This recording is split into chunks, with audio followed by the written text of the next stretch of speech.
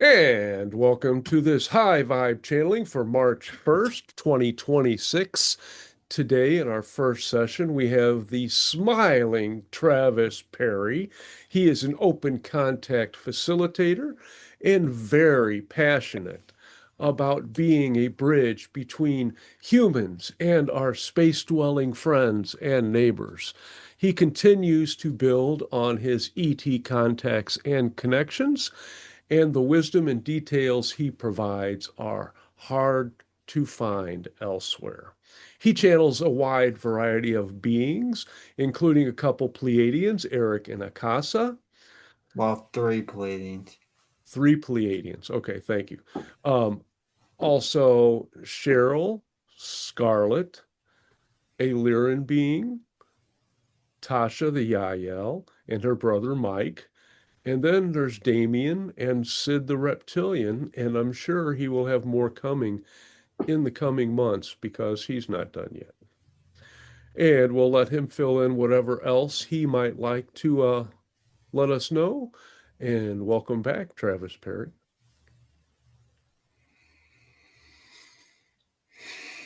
Wow, there's definitely open session. I wonder, did you mention about the Sasani being? Who's the Sasani being? Zal, I believe I channeled him for his group before. Um, XAL. no, but Spelled I have it down now, so thank you. it's spelled XAL. Yeah, It's definitely it's called Zal, but it's spelled differently than the way it's pronounced.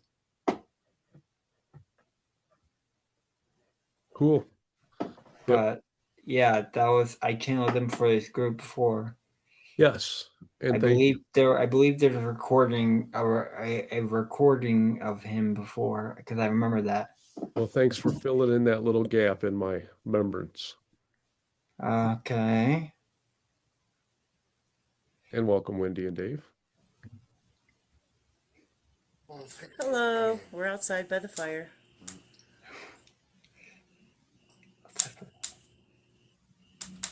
And whenever you're ready, Mr. Travis. Okay. You going to announce Definitely. who we're going to have, or are you going to let them bring it on?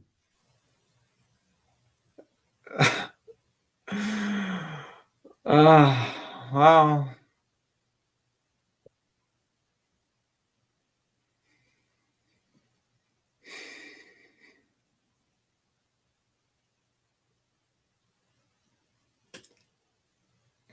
Tasha of the IEL. Oh, thank you. Just really quickly, I'll get into it now since I wanted to bring that in.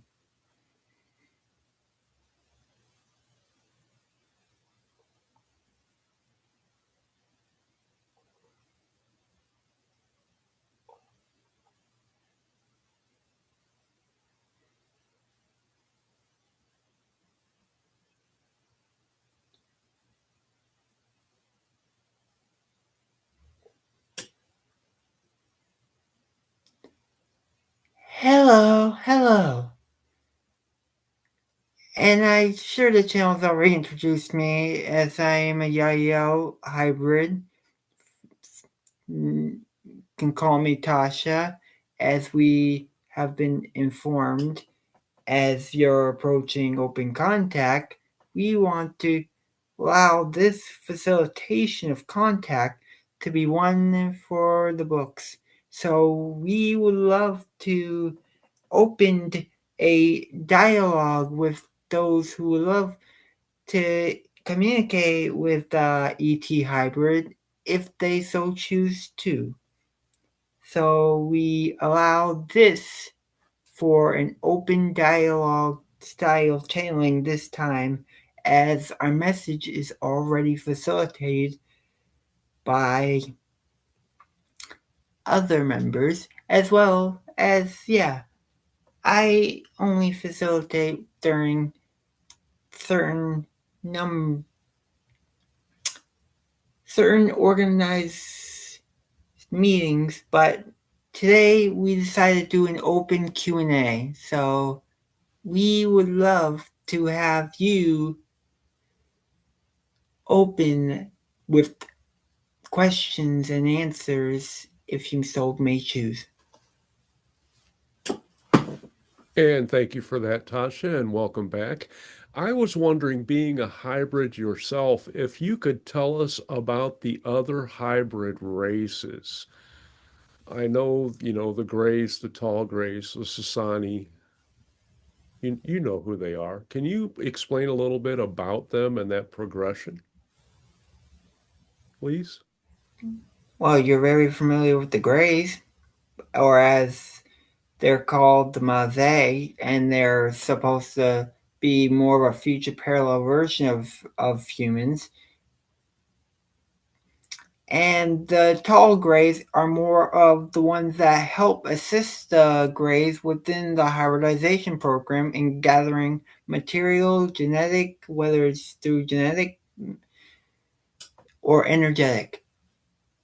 And the Sasani is very, very well informed because you already know much about them from the assistance of other channels, for they have been more vocal in channeling. The fourth hybrid race, the Yahyel, have a much more slightly human, but also a little bit less human in that sense. There may be, it's more in a version of a human like gray. And the Yahyel, well, we are caretakers. We watch over the hybrid children. We're caretakers and watch over the hybrid children. So to assist with the integration into your civilization. As for the Shael, they're mostly precursors who gather data based on human encounters on Earth from time to time. Nice. We don't hear a lot about the Sha'yel, and I know that they have important roles in the open context scenario and in regards to the hybrid children themselves. Can you shed a little bit more light on them, please?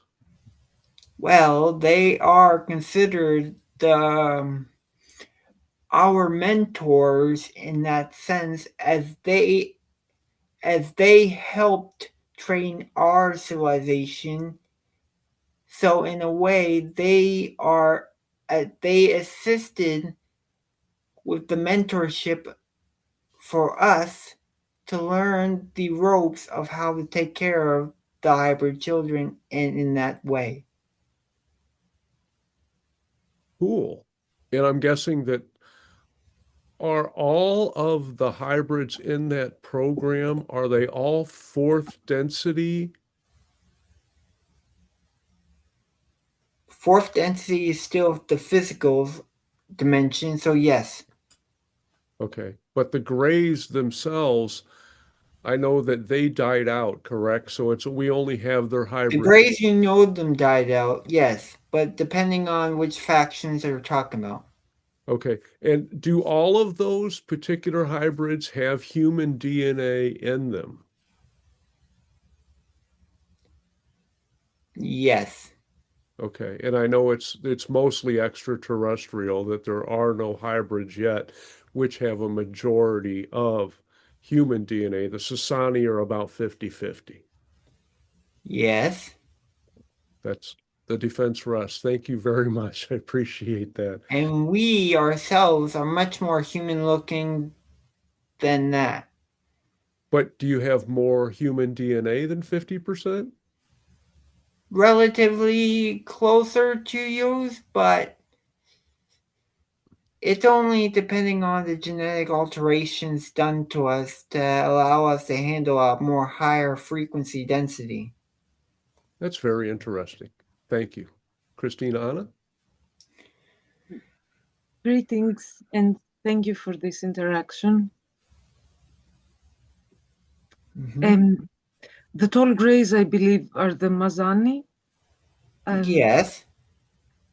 I was wondering if you could comment on the relationship I have with them.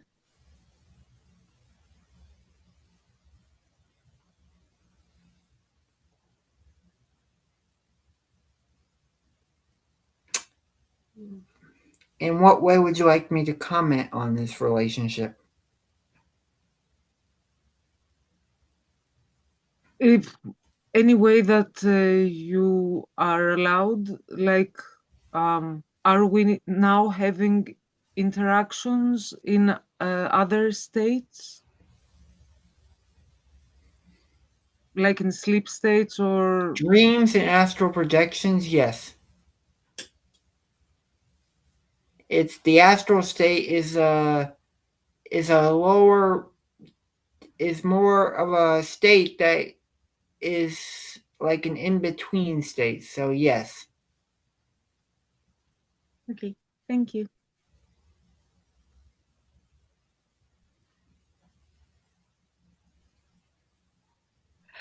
Hello, I have a question. Okay, so just to make sure I'm understanding correctly, in terms of the hybrids, um, the Sasani was one of the first iterations, and from what I understood, they became each generation of hybrids after that became more human looking, but then um, but then it seems like our hybrid children uh, seem to go in a different direction in terms of now they are not just gray and human DNA, they are all kinds of ET races.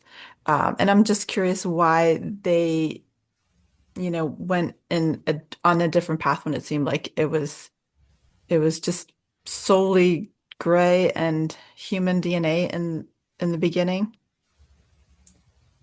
Because there are multiple styles of hybridization programs performed by many different ET races that are observing your planet. I'm speaking in terms of the children's hybridization program specifically. I know, I guess the Sasani don't technically, and even the Yahyel don't technically fall under that. But I had the impression they were the next one of the next iterations that followed after them.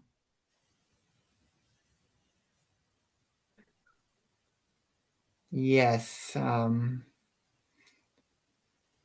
there have been genetic donors for different ET civilizations for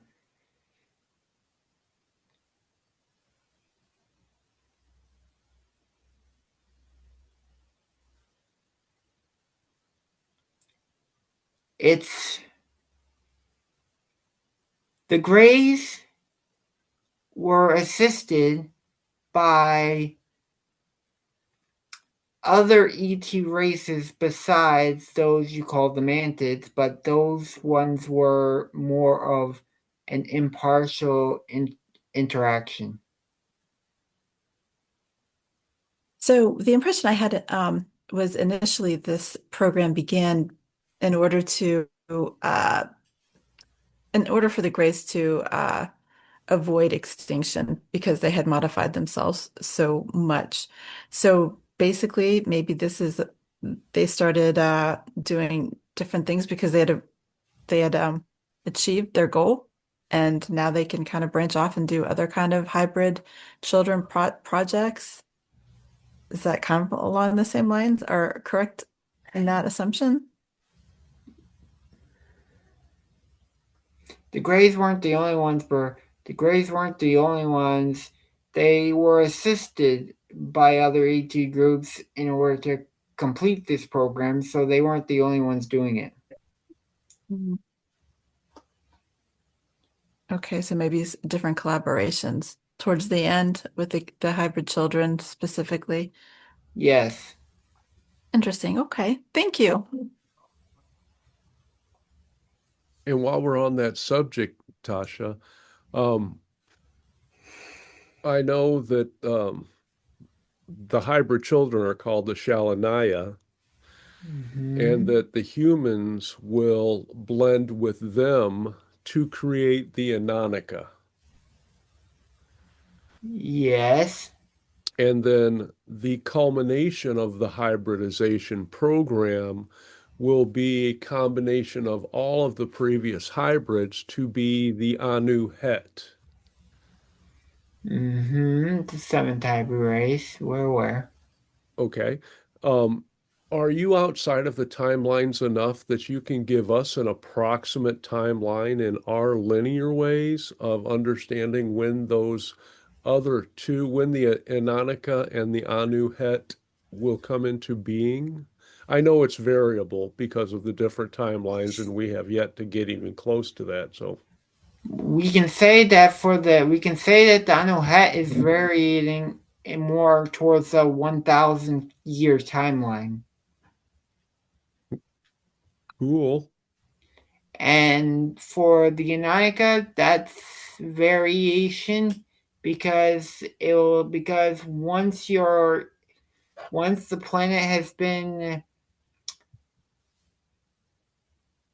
once the planet has been mostly under a more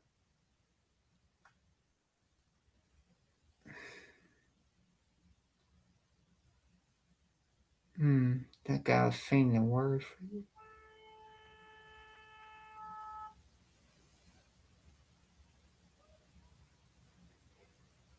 under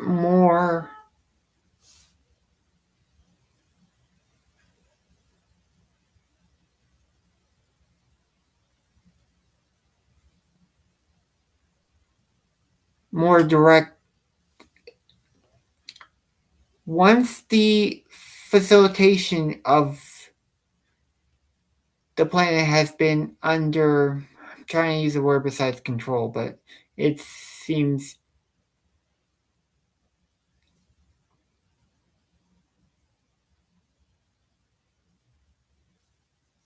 once for the Ennanika, its variation. It only depends on whether you humans could your system.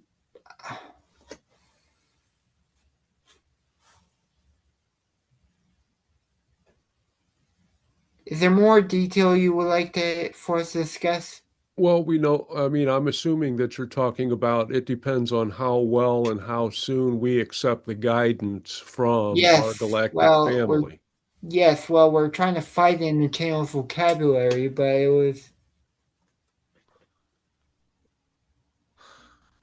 Okay, well, and But yes, we were trying to say that once your planet is more of in a state of healing, once you have more accepted the ETs and begin the integration, it'll happen further after that. For it'll take some time before the integration is fully under wraps.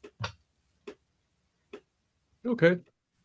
Hey, I appreciate that. I think that's amazing, and I didn't know about that 1,000-year timeline for the Anu Het. So, thank you Well, very much. it was mentioned by Bashar, but sure, we would love to reiterate this. I appreciate that. Angie? I just have a random question regarding the Ananuka and the Anu Het. I can't help but notice how they both have the same um, prefix that also sounds like the Anunnaki, and I'm just wondering if there was any correlation or connections in that regard. They're the end goal of human evolution. The Anunnaki were the beginning goal. So they're connected in the way of evolution between humans, the Anunnaki, humans, and the Inuhet, which are the end goal of the evolution of the entire program. The end goal. I didn't think there was ever going to be an end goal to Well, anything, but I for the guess. I said for this particular evolution of the human race, Mhm. as in you will become the seventh type of race, Anuhet, which will be the end goal of this cycle. So they don't. it's not wanted for the evolution to continue on after that. That's kind of like the No, stopping point. no. For that, the evolution on Earth will continue. The Earth will have another race evolving along on it, while the Anunnaki will become more of a galactic stewardship of galactic peace. So the Anunnaki being the end goal of the human evolution in that stage or what have you, that means no more genetic modifications to the race after that. Is that what that means? But Yes, for the genetic alteration will be complete. It'll be it will be thousands of years after that where humans will become much more of a there will be no more humans relatively. There will only be the Inuit is a combination of all six hybrid races when the Earth becomes a six. and if the Anunnaki are the beginning and the Anunnaki is the end, then what is the Anunnika in that regard? Ennanika is the sixth hybrid race. It's before the end. Okay, so it has that similar prefix just simply because it's really wrapping up. It's really at the end stages. Is that right? Yes, it's the next stage, and the seventh hybrid race is the final stage. Hmm. Can you tell us a little bit about what humanity will look like at that point in time, like how they will differ from how we are now? More of a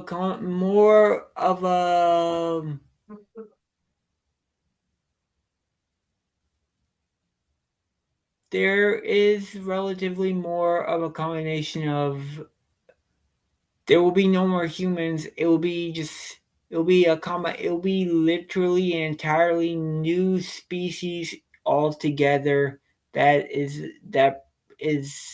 entirely more unique in their style. Like, I don't know, can you give me an example of one of their unique traits, or is that Their not unique known at this traits is point? that they're gonna be like a more facilitator race where they facilitate galactic peace and unity throughout. They will be traveling to other worlds and they will help facilitate certain other ideas that will assist. Will they look pretty similar though, or are you thinking they're going to look pretty different? They'll look different than humans are now because it will be mostly after all six hybrid races blend together. Hmm. And since the six hybrid race will be more a blend, more hybrid, there will be more. There will be more unique. And which iteration is this Shayanara? I can never say it. Uh, help me, Ray. Sha'linya. Oh, Sha'linya. thank you. Yeah, yeah. Which one is that one? Is that the fourth, the fifth? That race is the one that's going to blend with humans to create the six.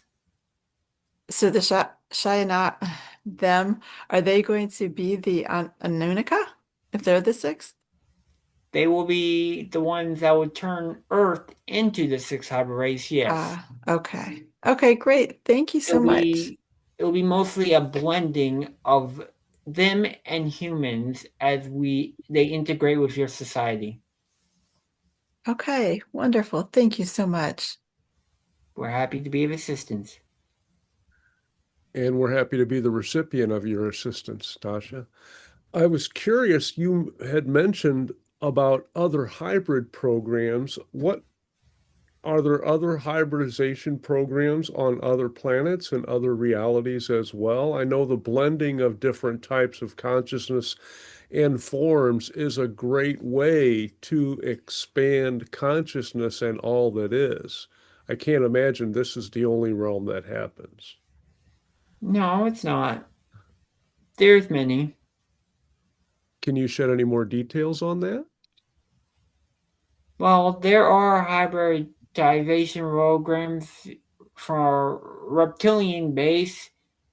There are hybridization programs for avian, feline, many different species throughout the galaxy, depending on which information you would like to hear.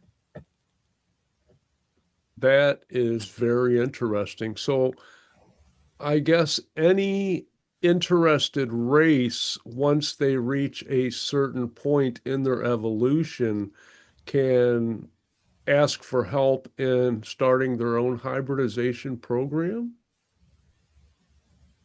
Depending on if it's given permission or not, some races have like the Anunnaki have done though against the code. So,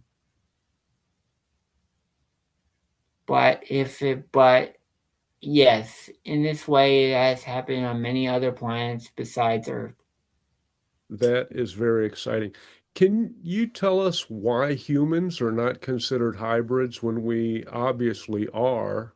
Because we're composed of Anunnaki and then the Homo erectus or Homo habilis DNA. But the Anunnaki were also hybrids themselves from Orion and from Sirius and from, I guess, the Lyrans as well. No, because they turned into the Lyrans, the Anunnaki did. But I know there was another race, and the Arcturians were in there somewhere. So I guess it was Sirius, the Sirians, the Orions, the Pleiadians, and then the Arcturians created the Anunnaki. Mm. And then they created humans. Mm. So humans are really a mix with a lot of different ancestor lineage in that regard. Yes, Okay. So why aren't but humans considered hybrids? humans are considered hybrids, but not in the sense of a full on complete understanding of the word, because some of your genetics have been shut off. I see. Plus, we weren't exactly part of the plan for the galactic alliances. They just kind of said, "Oh, look what the Anunnaki did." The hybridization program mostly became a plan after the Anunnaki's interference. Ah, cool. That's a lot of good information. And thank you. Have you been personally involved in any other of the hybridization programs, Tasha? My involvement is mostly with guidance of the children and contact in that sense, as I study through a biological research, as I study different biologies and stuff like that. Very good. And I asked the hybrid children if they had what they did on a particular day, and they said that depends on what we did the day before, because they don't have any scripted lessons and everything just flows. Is that your understanding as well, or can you comment on that? Our understanding is that time is only a man-made concept, and that the very flow of time is what we experience. We only experience a flow, like there is no time, but there is. It works both ways, Cool. and And as it is, it's an understanding as more we let go of our grip on the idea of time, and reality just flows much differently when you don't even utilize the concept of it. cool. And I'm guessing the Anuhet, will they be quasi-physical? Yes. Okay. That's good information too. You are just blowing our socks off here. Thank you very much. Angie? Okay, so I was thinking about what you were saying before with Anuhat and how when it is their time period, humans will no longer exist. It will be a new, I guess, species of hybrid. And I know that a lot of humans are very uh, wary of that notion. And so there's a lot of pushback against this whole hybrid program kind of thing going on because of the very thing that you have stated that they will ultimately, um, yeah, the human race will ultimately become um, more, so to speak. And and so I'd love to hear your thoughts on that, what you would say to some, people who are wary of that, understandably they don't like the notion of us of humans no longer existing after a certain point in time. The Pleiadians continue on, the Arcturians continue on, even the Well, there Anunnaki will on some also be degree. blending in different societies, including the Pleiadians will have their own blending with humans, so it won't just be the hybrids. There is more than just the hybrids. But then that would be a Pleiadian human hybrid, right? Yes, but so will the whole entire species, and it will become more intermingled with among the stars. And is this a purely human thing? Like we're unique in that respect? Like I said, like the Arcturians and Syrians and them, they're not going to be hybridizationed out. They're still going to exist. They're not going to, I mean, there's going to be obviously parts of, you know, branches of them that do branch out and hybrid out with others, but they themselves will still remain intact as a race. So is this something that is just unique to humans where they were never intended to be to maintain their race status, that they were always supposed to be changed and modified and whatnot to the end?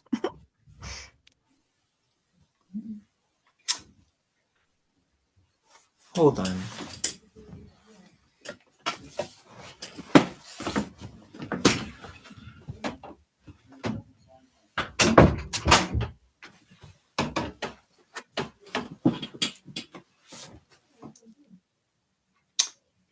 The purely human idea is that it's only going to be the races that'll be blending with you are only connected to humans genetically, so in a way they're already human in their own way.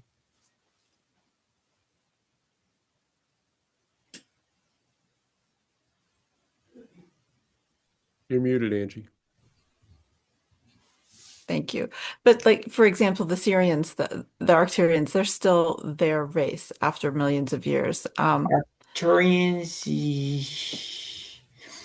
Syrians, yes, they're still their own race, but it also depends on the compatibility of other races with yours. But humans were never meant to maintain their race state as we are, so to speak, now. Of course, telomeres and stuff aside, uh, we were always intended to keep changing and never stay the same. Is that a uniqueness of the human plan? Changing in what way? You're talking about physically, or are you talking about in a sense of other realities? Well, just being hybridized, like you said, when the Anuhat, the human's not going to really exist anymore as we know it at that point in time. But I'm presuming the Syrians will still be Syrians at that point in time, and the Oh. Pleiadians, or is that a wrong assumption? They're all changing too.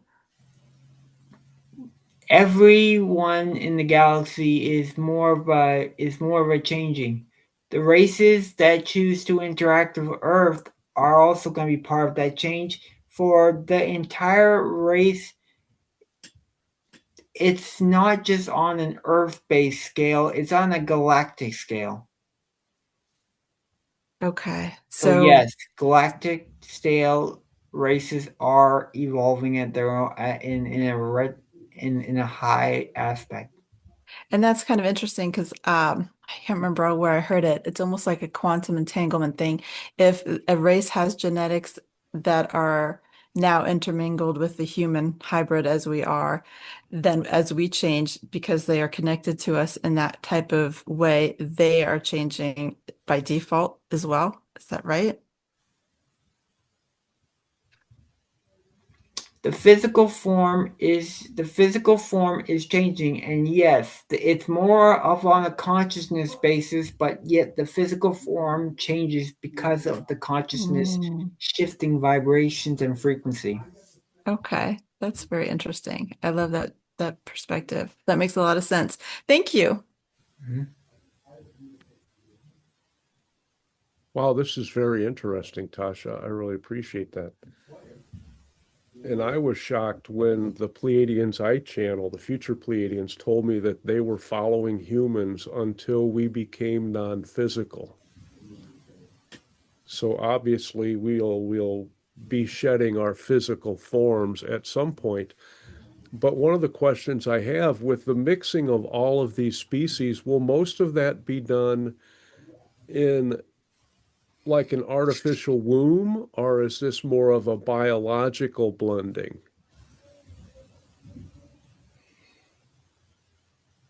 or both?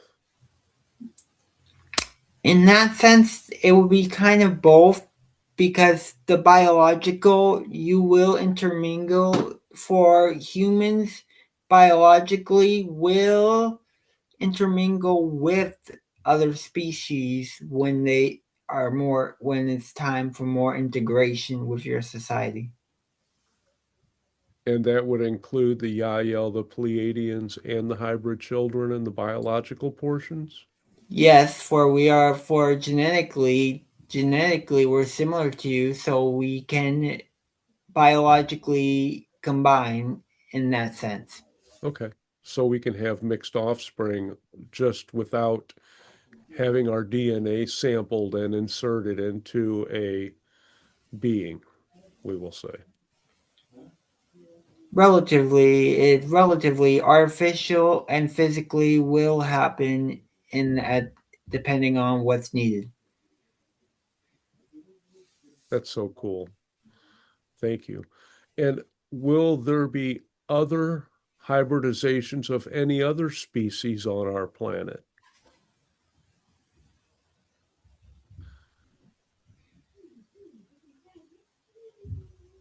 Depending on what's needed at the time, for there is not much we can say about that for but that open contact will be on a more of a global scale in that it will be more than just humans. Okay, So that's about as much as we can say at this time. okay. And we all appreciate you saying what you can, because it is my understanding that some extraterrestrial races will bring beings to our planet,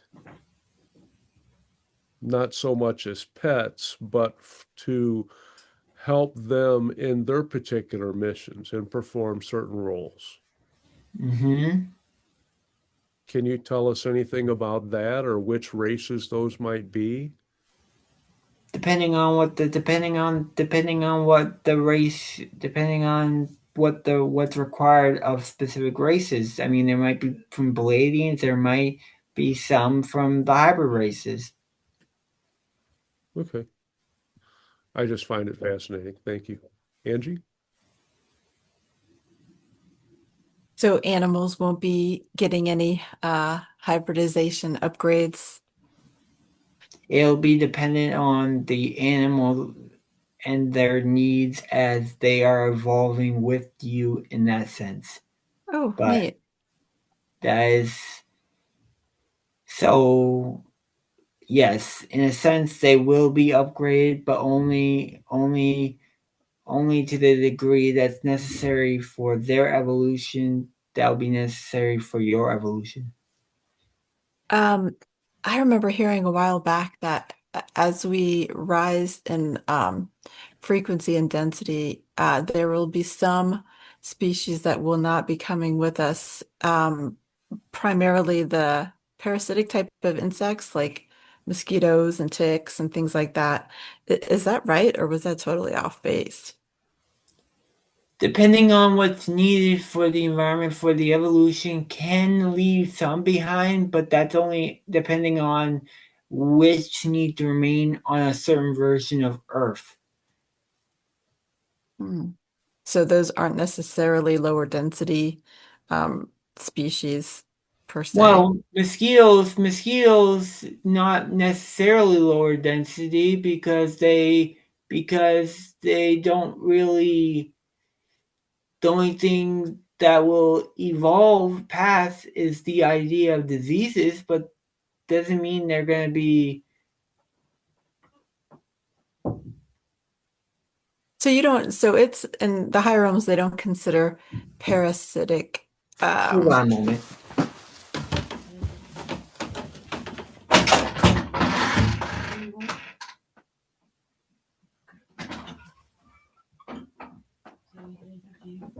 Mhm.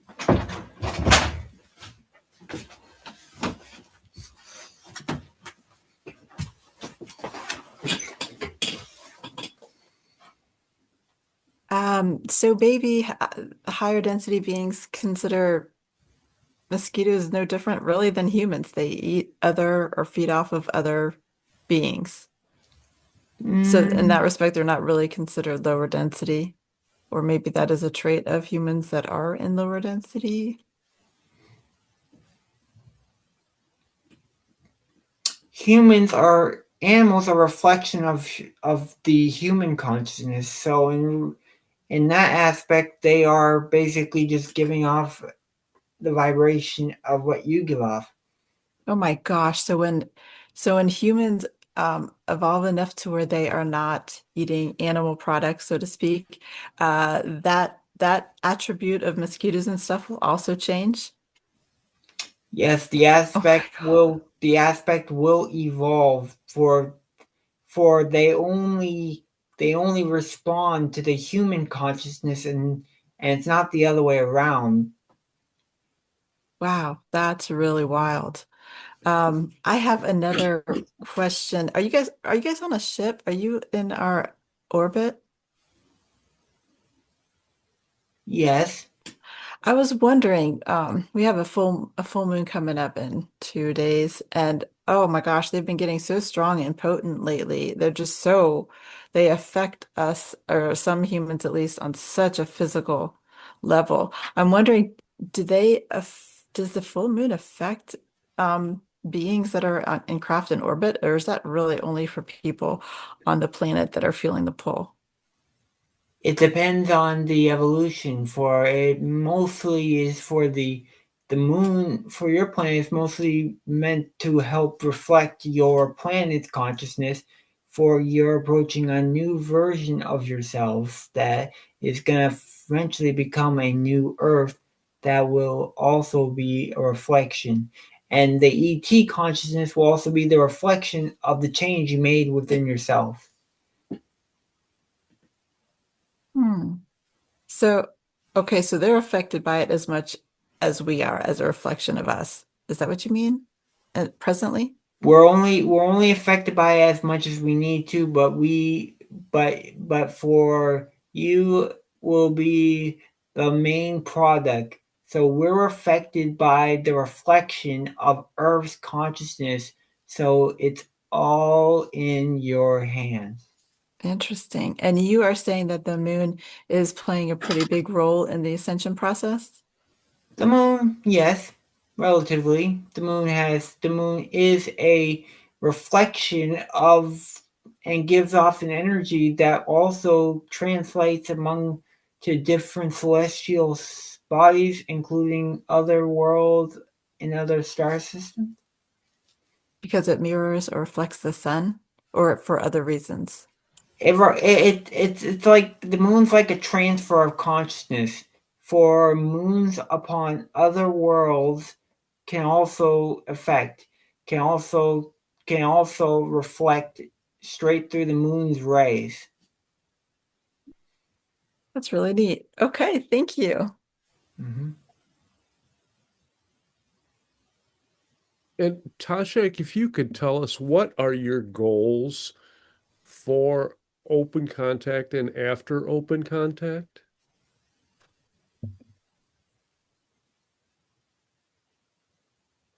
My goals is mostly the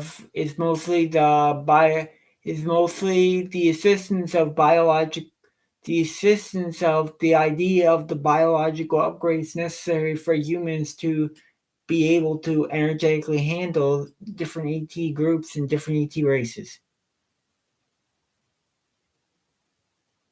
Thank you. And so after open contact, or is that just going to be an ongoing thing for quite a few decades? Well, it will be ongoing, but after open contact, it's mostly me assisting humans in understanding the beings that they're interacting with, so they can understand them on a biological note. And then after your task is done on humans, then you will move off to another civilization and duplicate that method. I do it depending on what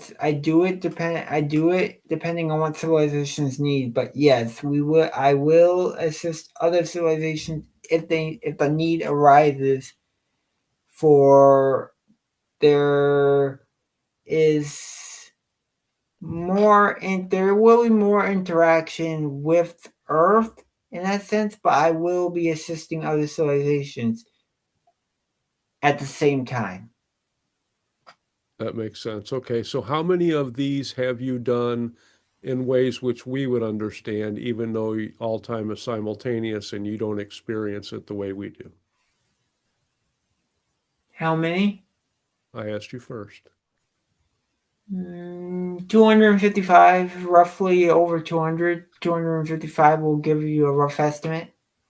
That is incredible. Oh my gosh, that is amazing. Thank As you. you say, time is not linear. Time exists on multiple realities. I was just estimating how much based on all the realities I've interacted with.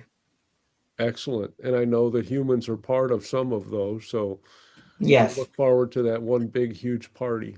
Okay. Mhm. Thank you, Angie.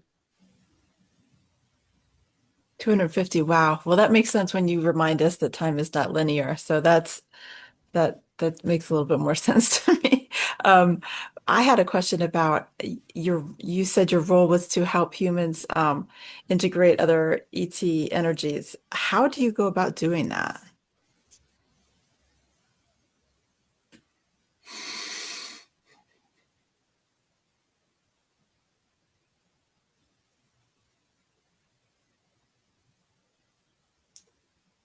I assist the energetic upgrades on the biology through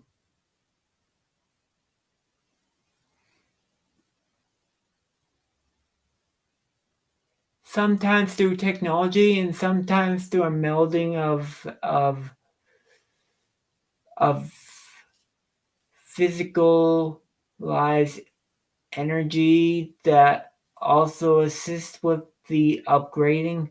So we do have technology that can also assist with this in that sense, but there's also energetics that go into this technology that is less of a physicalized thing and more of an energetic vibratory thing. So do you bring humans aboard your craft and work with them individually or in groups, or do you just like kind of emanate Well, technology over certain areas? before open contact, we mostly do this on the energetic scale. During open contact, we'll be sharing our technology with the planet, so it will be different in that sense. So it's more on a larger scale, kind of. On a larger scale, we'll be sharing our technology with the planet. In that sense, it will be much more of a assistance in helping people handle the upgrades.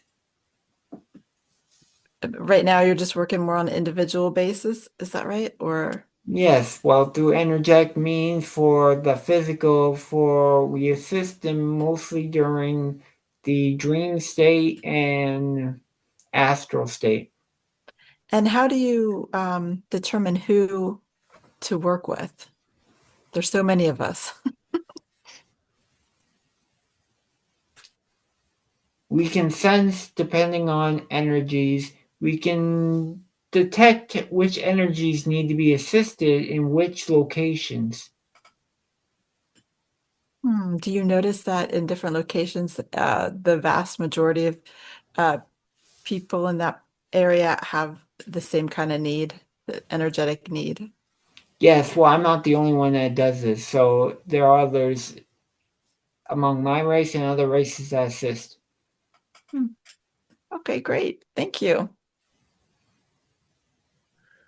And I'm curious, I'm sure that you are in contact with a lot of other beings on the planet and working with them as well, like some of the inner earth beings and the tall whites. Yes, Can you we're also working with the Sasquatch beings. okay, can you explain a little bit about what their roles are for open contact? You're talking about the inner earth? Well, the inner earth and the tall whites and the Sasquatch, as far Well, as your the Sasquatch relationship. will become more probable. They will eventually show themselves when the earth is in a state that they prefer. Yes. And for the inner earth, they're more of an interdimensional being, so their aspect is mostly a dimension that is a reflection of the earth consciousness that will eventually reveal themselves after humans evolved a little bit. Yeah, so that'll be part of what happens right before the Great Reset, in Part. my understanding. Yeah. Okay, and I know the tall whites have communicated to me that they kind of do what you just explained. They notice which energies need supported, and if there's extra energies where they can be better utilized. Is that your interpretation of their roles? Well, it depends on the advance. For we use advanced telepathic abilities and we can sense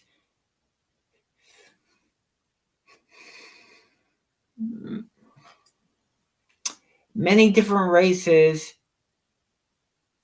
at once.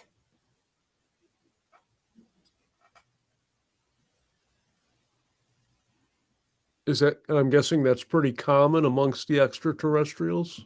Yes, and we're just exhibiting a common ability, and that's why these energetics and what I do is a common theme among different extraterrestrials.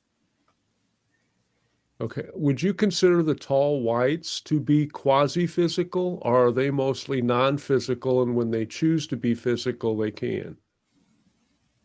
They're on the edge of physicality and non-physicality, so in a way, they're basically literally teetering. Okay. Because I know once humans, And that would mean that they're literally they're literally like have one half of their body in one realm and the other half in another. So they're basically in that sense literally have one half in the non-physical. like the Sasquatch. Yes, in that sense, they are interdimensional in that sense, as their bodies are not really tangible. They're more of a non-physical, but they can meld their energy into a physical form. Are now were you talking about the tall whites can meld their bodies or the Sasquatch? I think the cat wanted to answer.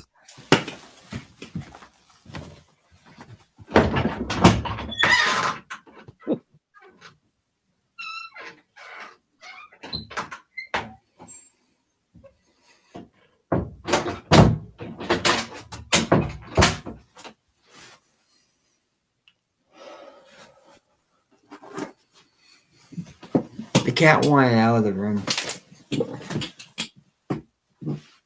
Now, what were you asking again? Why you mentioned that I just wanted to differentiate if you can. that the tall whites, you said they were teetering, and then you mentioned something else, but I wasn't sure if you were talking about the Sasquatch I was who talking about the tall whites based on teetering, as in one half in non-physical and the other half in physical. okay, but the Sasquatch can go through many different densities or dimensions. Yes, they can interact with many different dimensions. They also interact with many different extraterrestrial beings. Thank you. Angie? The impression I get is that we do come from Sasquatch. We are just the modified version. Is Mhm. that why, and is that why it's said that we will be able to be multidimensional at some point too, like them?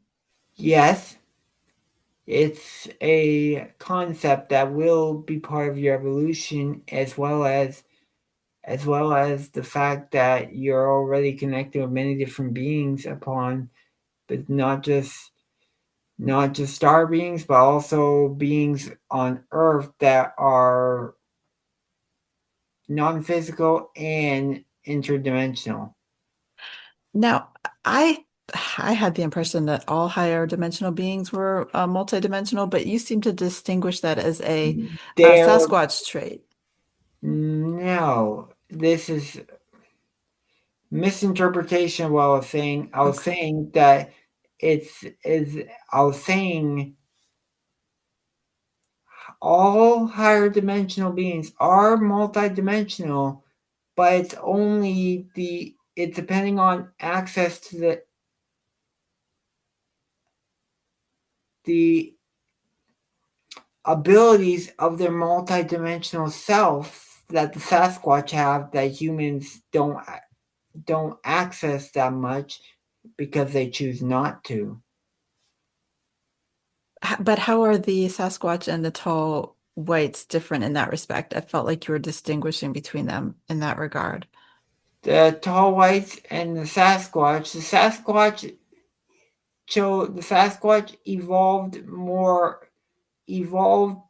more of a way where they can interact with different dimensions, with different realms. So they were a little ahead of you, but you still have the capability to access these dimensions. Hmm. Okay. Are you guys considered quasi-physical? We're close to the line of quasi-physical, roughly up there with that, but we're more physicalized than the Sasani. What would be some of your favorite physical pleasures? Like here we like the sun on our face or spring grass under our bare feet, things of that We do nature. love grass. We do love the grass, and we do walk barefoot in grass, so we do enjoy that. What is something else that you guys especially like?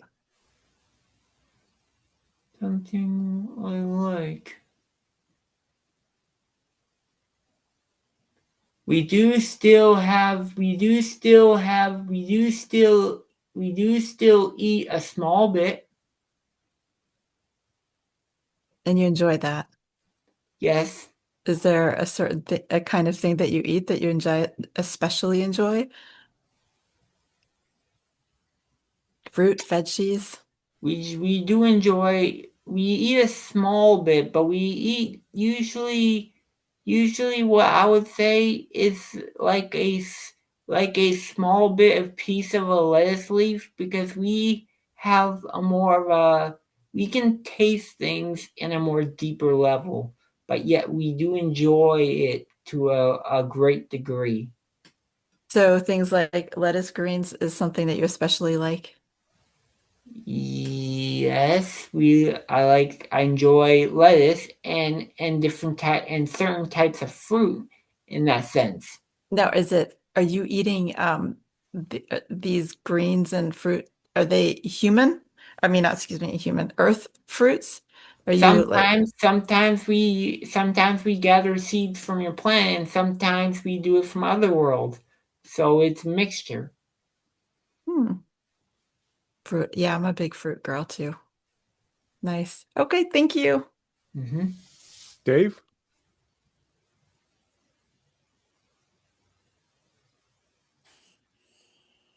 Hello, thank you for your interaction. We very much enjoy every moment of it. I have a question about our mutual friend Bashar from the Sasani had talked about following the protocols of first contact.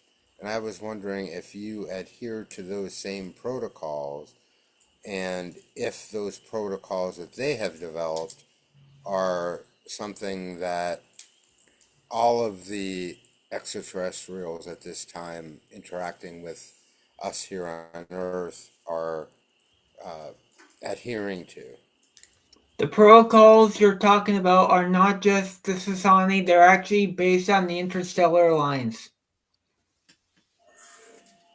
Oh, so everyone has agreed to those In a way, protocols. it's a galactic cooperation of interaction on a mutual beneficial place.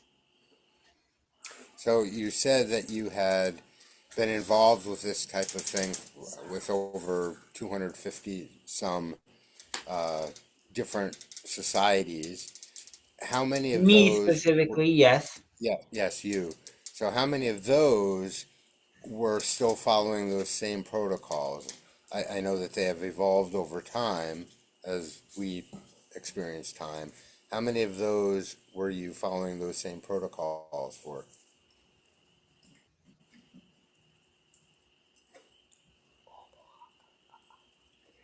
Roughly 112. Oh, But but as in those other ones chose their own path, but we also chose to respect that. But I was just giving a basis on why I interacted before is 250. Whether they chose the same thing as we did is dependent on whether their interaction with those societies. oh, thank you. But they Have do, you? but there is more that do this type of interaction, as I'm only giving a basis on what I noticed in my interactions. So, in your experience, have you found that those protocols have been most effective? Would you prefer to alter Mm, those protocols in any way? The protocols already have been altered enough to help societies. There have been altered enough depending on based on the interactions that we have had with different civilizations and how some protocols are changed to benefit other civilizations while other protocols work for others. So it's also depending on the society that we're interacting with. That makes sense. Yeah. So you're pretty happy with the way the protocols are set up for us? Yes, for they're set up the way you need them to be set up, and the way it's needed to interact with us. For it's the a way that will help humans become more comfortable. Mhm. Good. Thank you. I appreciate it. Hmm. And Tasha, that is it for this Q&A. It's been very enlightening. We really appreciate you sharing your expertise and for coming through Travis in this way and working through all of the little cat interruptions. Do you have any parting words for us? We would like to remind you that stay within your heart and allow you to be. We're going to give you a word that means be at peace with yourself in our ancient language, which is Yaho'tak. Can you spell that, please? Yahotak.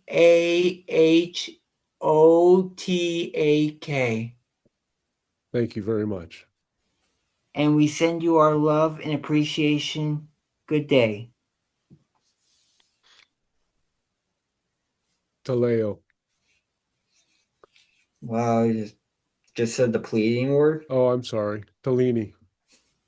No. That I think I think I never gave any word for Yael when it comes to love in that sense, or at least not from what I Well, understand. now we got Yaho'tak.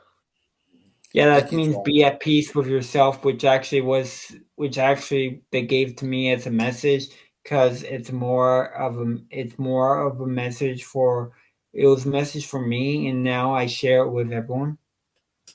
And we're glad you did. That was fabulous, Travis. Oh my gosh. You keep getting better and better all the time. Yeah. Yeah, that was awesome. Thank you so much. Much appreciated. Anybody She's else have great. any words for Travis? What's her energy like? Like, and how does it differ from, let's say, the Tegetans? Well, depending on the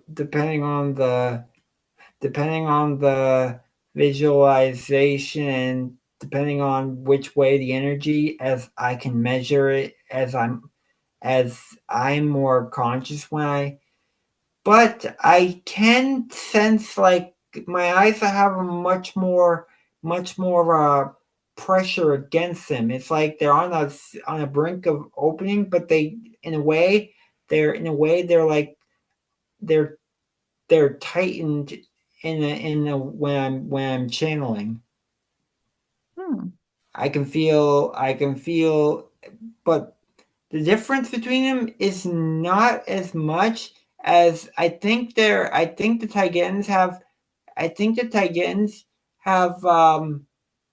can sense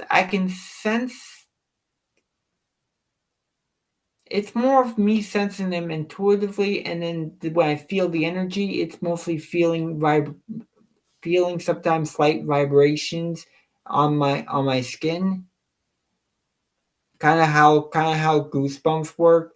And then when I do this symbol, I end up feeling a more of an energetic connection to us. And it's mostly like I use that symbol for meditation, and that's become common. Hmm. And the Tegetans are physical. The Yahyel are semi-physical. Is that right? Mm, yeah, you are a little bit higher than Titans. The Titans are physical. The IL are in a semi-physical, but they're more physical than the Sasani, as in you can still perceive them in the physical sense, as in they still perform physical things, like they can still eat, like how Tasha said. So yeah, they still have they still have the physical sustenance that they do in some way. No, they can eat, or do they still need to a little bit? They don't need to, they choose to Hmm. for the physical enjoyment. For the experience. So Do they? Oh, they do it more than the Sasani do in that way. oh, the Sasani do a little bit also. I wasn't sure if they ate at Sometimes all. Hmm. sometimes the Sasani do it. It's not really said much about the Sasani, but they do it. Interesting. Yep.